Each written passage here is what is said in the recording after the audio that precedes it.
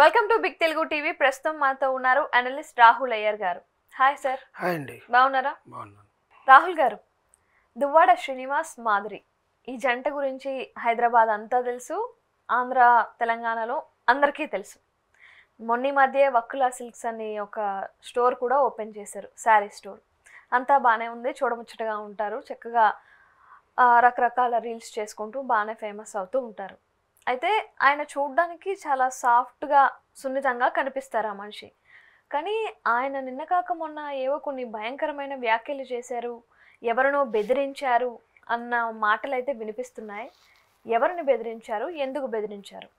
దువ్వాడ శ్రీనివాస్ గారి గురించి ఈ మధ్యకాలంలో చాలా మనం వైసీపీ ఎమ్మెల్సీ ఆయన వైసీపీ నుంచి బయటికి రావడము, అంటే వాళ్ళు సస్పెండ్ చేశారని చెప్పడము, తర్వాత ఆయన వచ్చి లేదు జగన్ గారు మా పర్సనల్ విషయాల్లో ఎప్పుడూ ఇన్వాల్వ్ అవ్వరు, ఆయన పార్టీ నుంచి నన్ను తీసేసిన కారణం అనేది డిఫరెంట్, దీనికి సంబంధించింది కాదు, అయినా నేను ఎప్పుడు జగన్ గారికి ఆరాధిస్తూనే ఉంటాను, ఆయన గెలవాలని కోరుకుంటూనే ఉంటాను, ఆయన వ్యాఖ్యలు చేయడము, టీడీపీ వాళ్ళ మీద విరుచుకుపడ్డము జరుగుతూనే ఉంది ఈ రోజుకి కూడా.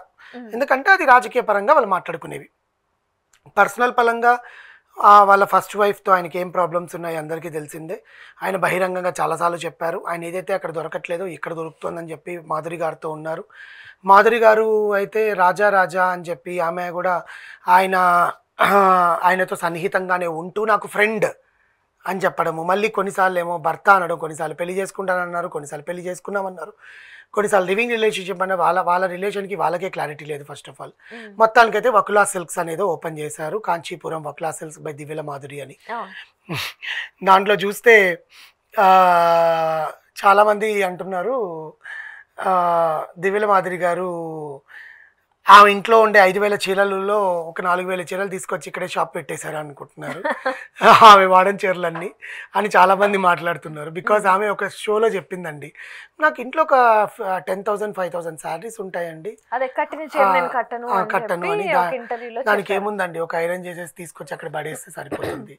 సో ఇలాంటివన్నీ చేస్తున్నారని చాలా కమెంట్స్ పెడుతున్నారు.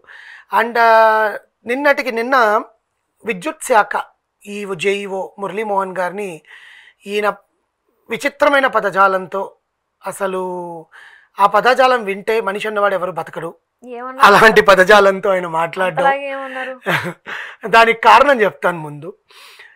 దువ్వాడ పేరుతో 2 కనెక్షన్లు ఉన్నాయి, ఒకటి మాధురి గారి ఇంటిది, ఇంకోటి ఈయనది, కరెంట్ కనెక్షన్లు. గత కొన్ని నెలలుగా వాళ్ళు కరెంటు బకాయిలు చెల్లించినది 56,432 రూపాయలు.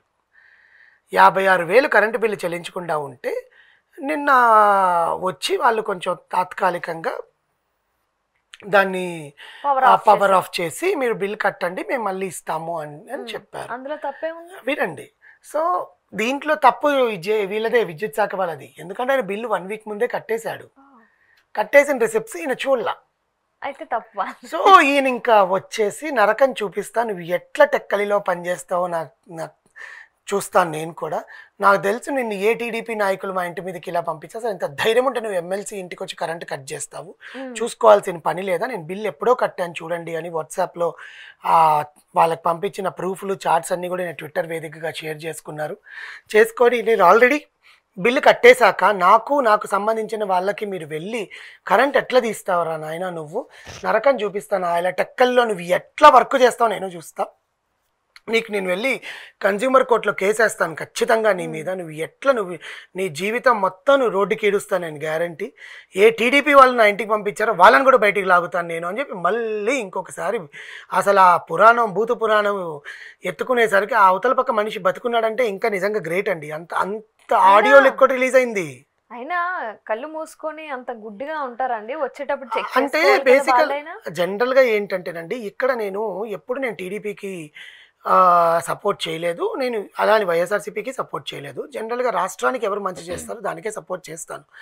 గవర్నమెంట్ వచ్చినప్పటి నుంచి ఎవరైతే ఆ గవర్నమెంట్ మీద వ్యతిరేకంగా మాట్లాడారో ఆ కింద ఉండే నాయకులు ఉంటారు కదా, లెవెల్ 1 లెవెల్ 2 లెవెల్ 3 పైన మన పవన్ కళ్యాణ్ లోకేష్ గారు చంద్రబాబు నాయుడు గారు కాకుండా దాని కింద లెవెల్స్లో ఉంటారు చూడండి, వాళ్ళ అనుచరులు అంటారే L1 L2 L3 వాళ్ళే స్పూన్స్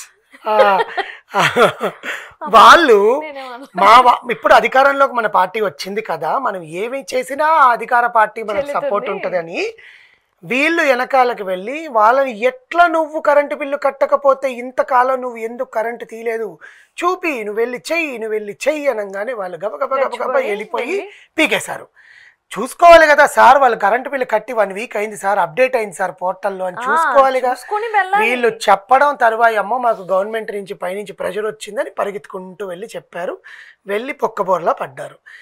ఎందుకంటే అధికారంలోకి వచ్చాం కదా అని చెప్పి తన జులుం ఎలా చూపిస్తున్నారంటే అలా చూపిస్తున్నారని చాలామంది వాపోతున్నారు. కానీ నిజాలు తెలుసుకోకుండా ఇప్పుడు పై పార్టీ పైనుండే ఈ నాయకులకే కదా చెడ్డ పేరు. వీళ్ళు చేసే ఈ స్పూన్స్ చేసే పనులన్నిటికీ ఆ ప్లేట్స్కి పడతాయి, వీళ్ళకేం కాదు, ప్లేట్సే పగిలిపోతాయి అంతే కదా. ఎందుకంటే వాళ్ళ రూఫ్ బాగుంటాలంటే వీళ్ళు బాగుండాలి, వీళ్ళు బాగాలేనప్పుడు వాళ్ళు ఎట్లా బాగుంటారు.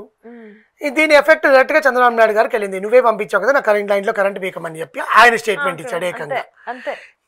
అంటే ఇప్పుడు తప్పు మన గవర్నమెంట్ సైడ్ నుంచి ఉంది కాబట్టి వాళ్ళు కూడా ఏమీ మాట్లాడలేరు.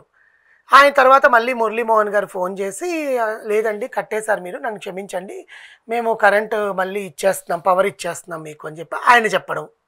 అంటే తిట్టించుకోవడం వరకు వచ్చి అదేదో ముందే చూసుంటే ఈ తిట్లనే ఉండవు కాదుగా, అండ్ గవర్నమెంట్కి చెడ్డ పేరు రాదుగా.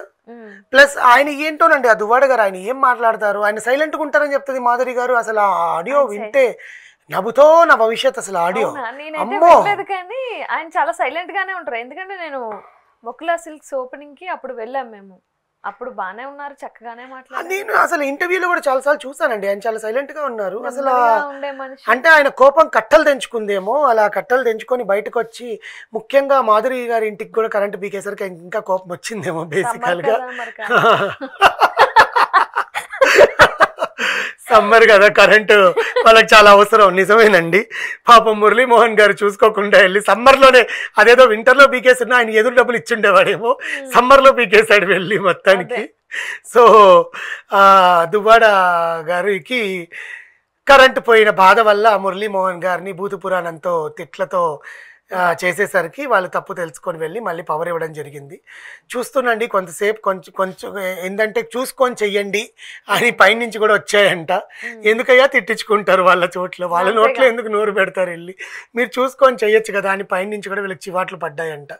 కానీ ఏది ఏమైనా ఏదో ఒక వార్తలో నిలుస్తారండి వీళ్ళు రోజుకొకసారి.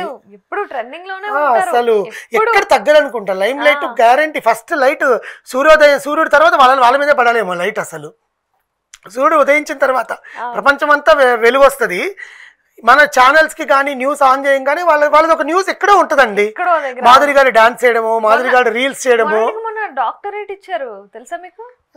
అసలు డాక్టరేట్ ఇంకొక అవార్డు కూడా ఇచ్చారు, 2 అవార్డులు వచ్చాయి ఈ మధ్య కాలంలోనే. ఓన్లేండి మంచిదే, కంగ్రాచులేషన్స్ చెప్తాను నేను కూడా, అప్రిషియబుల్ ఆయనకి. డాక్టరేట్ ఇచ్చారు, సాధించుకున్నారు డాక్టరేట్ ఆయన. మేడంకి కూడా కూచిపూడిలోనే భరతనాట్యంలోనే ఏదో ఒక డాక్టరేట్ ఇస్తే మేము కూడా సంతోషిస్తాం. ఆ ఇచ్చిన యూనివర్సిటీ వాళ్ళ మేడంకి కూడా ఏ భరతనాట్యంలోనో కూచిపూడిలోనో ఏదో ఒక డాక్టరేట్ ఇవ్వండి. లేదా ఆమె శారీస్ బాగా డిజైన్ చేస్తారంట. నాకు తెలిసి ఆమె షాప్లో ఉండే శారీస్ అన్నీ కూడా నేను Mangala Gowri, Varahi silks, Kanchipuram Varamahalakshmi, VRK silks, Radhakrishna, Krishna గారి బట్టల కొట్టు ఇక్కడ చూసానండి నేను. మేబీ అక్కడ ఏమైనా కొన్నారేమో నాకు తెలియదు. కానీ చాలా మంది ఏమంటున్నారంటే బతుకమ్మ చీరలన్నీ ఇప్పుడు క్యాన్సిల్ చేశారు కదా, సో కేసీఆర్ గవర్నమెంట్ తో ఏమైనా పొత్తు పెట్టుకొని బతుకమ్మ చీరలన్నీ అక్కడికి ఎక్స్పోర్ట్ చేసుకున్నారేమో అని అనిపిస్తుంది. ఎందుకంటే దాంట్లో అన్ని పింక్లే కనిపిస్తున్నాయి, ఎక్కువ పింక్ సారీలో ఉన్నాయి, పింక్ కలర్ లోనే ఉన్నాయి చీరలన్నీ కూడా. ఆమె కూడా మొన్న షాప్ ఓపెనింగ్ కి పింకే కట్టుకుంది బేసికల్ గా. సో జోక్స్ అపార్ట్ ఏంటంటే జనాలు ఇట్లా వాపోతున్నారండి, ఇది నా ఉద్దేశం కాదు. మేడం గారు ఒకసారి ఇవన్నీ కామెంట్లు గమనించి కొంచెం జాగ్రత్తలు తీసుకుంటే బాగుంటుంది.